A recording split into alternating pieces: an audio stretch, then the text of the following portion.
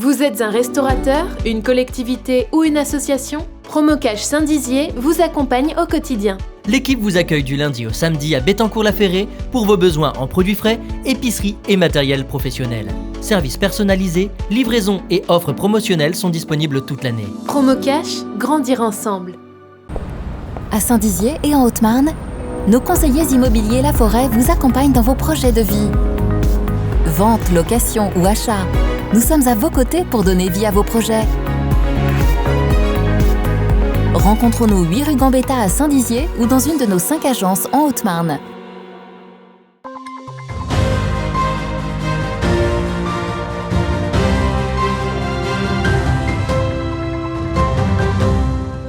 Bonsoir à tous et bienvenue dans le 15 minutes info de ce mardi 25 janvier. Tout de suite, les titres de cette édition. Le pass vaccinal est entré en vigueur depuis ce lundi. Les restaurants ressentent-ils une baisse de fréquentation ? Réponse dans un instant. Ils sont belges et sont tombés amoureux de la Haute-Marne. Ils ont même décidé d'ouvrir un gîte à Chancenay près de Saint-Dizier. Nous irons à leur rencontre. Depuis quelques semaines, la Chambre de commerce et d'industrie connaît un nouveau président, Richard Papazoglou. Il présentera ses ambitions avec ce nouveau poste. Voilà pour les titres. Le pass vaccinal est imposé depuis ce lundi 24 janvier. Les personnes de plus de 16 ans doivent le présenter, notamment pour accéder aux bars et restaurants. Mais cette mesure reste controversée. Alors, qu'en pensent les professionnels ? Quel impact pourrait avoir sur leur société ? Nous avons posé la question aux restaurateurs bragards afin de savoir leur avis et leurs craintes pour la suite. Julien Voirin, Alison Godefroy et Elsa Jacobet. Depuis hier, le pass vaccinal est de rigueur dans tous les lieux accueillant du public. Impossible donc de se rendre dans un restaurant sans être vacciné ou avec un simple test. À Saint-Dizier, certains restaurateurs n'ont pas constaté un changement de la fréquentation. Il n'y a pas eu de répercussions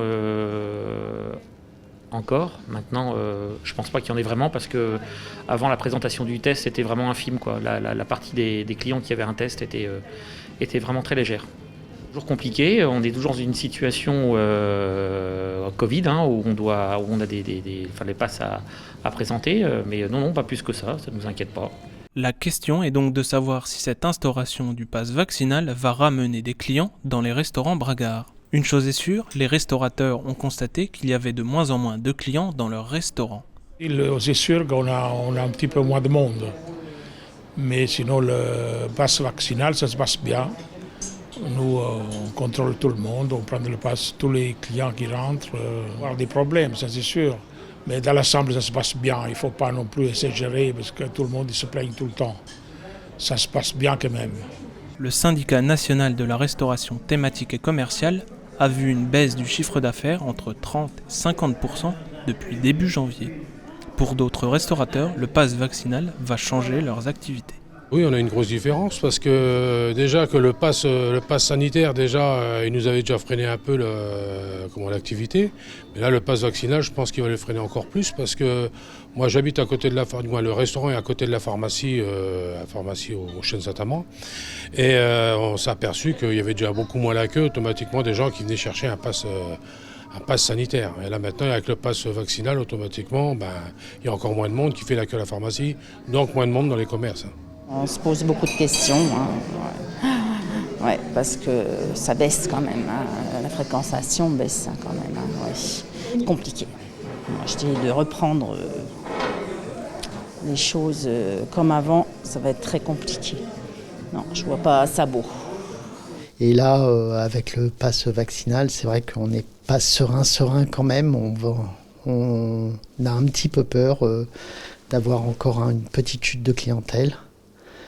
Donc voilà. Le pass vaccinal inquiète dans leur grande majorité les restaurateurs. Ils ne savent pas pour l'instant si une reprise d'activité est possible. Depuis peu, la Haute-Marne dispose d'un nouveau site pour les touristes qui souhaiteraient découvrir le département. Un lieu d'accueil et chaleureux et convivial situé à Chancenay. Le gîte Le Fourneau a officiellement ouvert ses portes le 20 janvier dernier. Ce lieu de charme situé à proximité du lac du Der est une nouvelle destination si vous souhaitez goûter à la vie haut-marnaise. Un reportage de James Beaurepaire.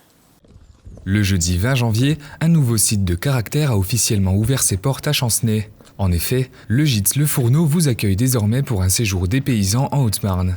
Originaires de Belgique, Guy et Cécile ont eu l'idée de vivre autrement, plus proche des gens et de la nature. C'est alors qu'ils rachètent ce bâtiment datant du 19e siècle afin d'en faire un lieu d'accueil chaleureux et convivial. L'idée, c'était de trouver un lieu de vie en autonomie. Quand on a trouvé ici Le Fourneau à Chancenay, on s'est dit il y a un potentiel pour faire un gîte. On s'est dit mais on doit viser un gîte de haut de gamme. Et c'est comme ça qu'on a modernisé et on a tout mis en place pour qu'on arrive à ce tel niveau d'exigence de qualité.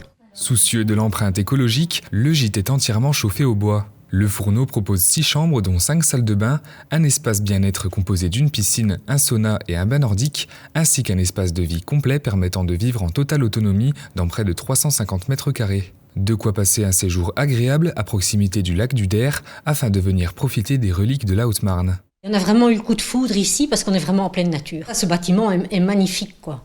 Et il est très agréable à vivre parce qu'il se chauffe étonnamment, il se chauffe très bien. Le bois vient évidemment du bois coupé du parc. Donc c'est nous qui nous approvisionnons nous-mêmes. C'est vraiment une bulle pour se ressourcer. Parce que justement, encore plus maintenant avec le coronavirus, les gens sont stressés, ils sont pas bien. Et ici, c'est vraiment, on est hors du temps, hors de cette agitation. Et c'est ça qui fait un bien fou. À l'occasion de son ouverture, Le Fourneau a également été labellisé Gîte de France et a été classifié 4 épis. Les réservations sont disponibles sur le site internet Le Fourneau 52 ou sur tous les sites de réservation en Haute-Marne ainsi que sur le site officiel des Gîtes de France. Et passons à présent à l'image du jour. Ce mardi matin, les élèves de CM2 de l'école Gambetta à Saint-Dizier ont pu remplir une nouvelle étape de leur passeport civisme. 2 bénévoles de la Croix-Rouge de l'antenne Bragarde étaient présentes pour faire découvrir l'ensemble de leurs missions et interventions dans le monde entier. La succession est désormais assurée au sein de la Chambre de commerce et d'industrie. Élu à la tête de la CCI Meuse-Haute-Marne, Richard Papazoglou reprend le flambeau avec de nouvelles idées en tête. Un portrait signé Alison Godefroy.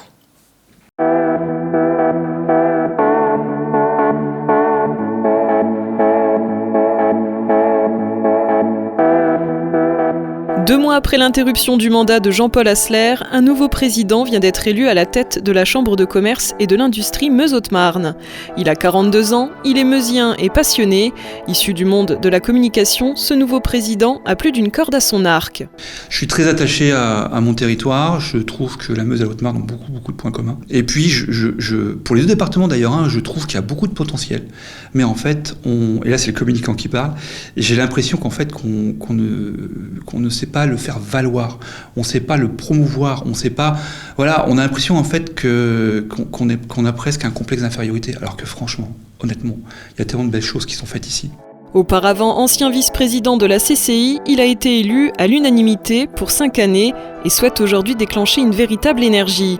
À ses côtés, une équipe capable de relever tous les défis, avec au total 36 élus sur la Meuse et la Haute-Marne. J'ai vraiment envie de travailler avec chacun.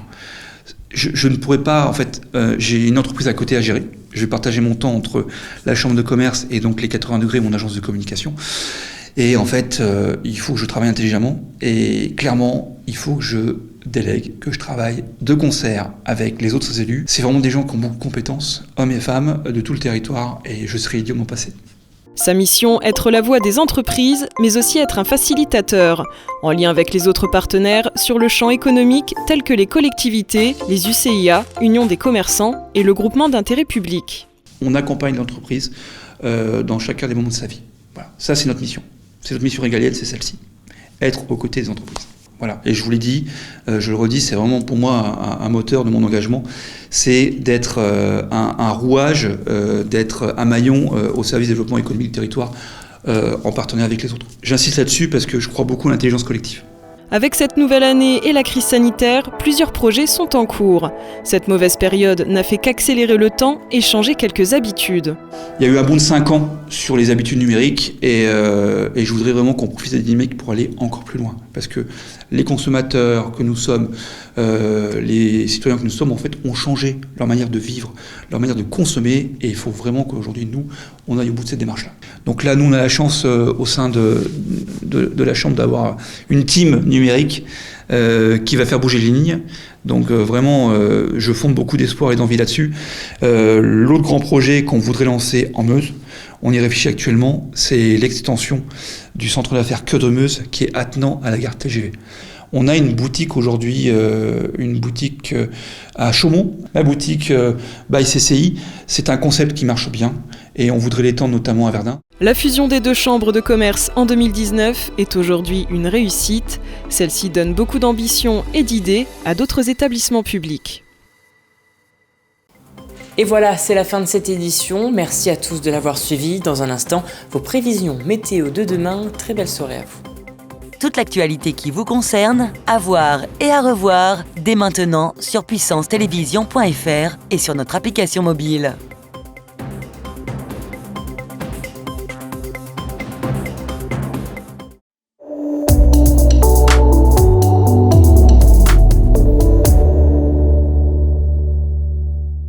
Bonsoir à toutes et à tous. Tout de suite, la carte de France. Demain, on annonce du brouillard laissant place à des nuages bas sur la majeure partie de l'Hexagone. Quelques éclaircies du côté de Lyon, du soleil à Nice. Pour les températures, comptez 12 degrés de maximale à Nice. Pour les minimales, elles seront de moins 2 degrés à Dijon.